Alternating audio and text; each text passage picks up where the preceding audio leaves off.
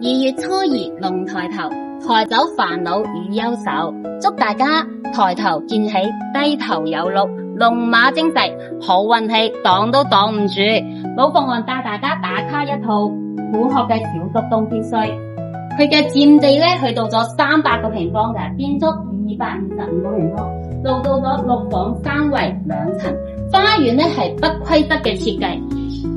但係整體咧係非常之有感覺，有藝術氣質噶。我哋而家跟住鏡頭睇下內籠嘅結構。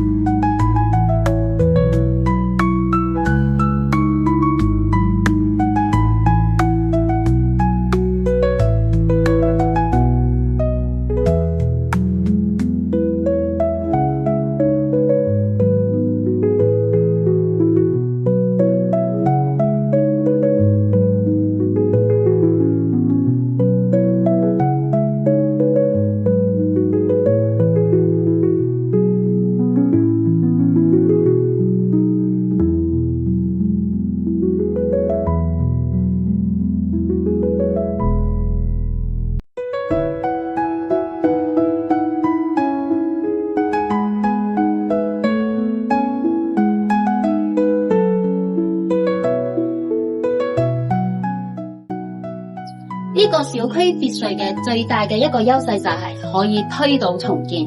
對呢個小區感興趣嘅朋友，評論區留言。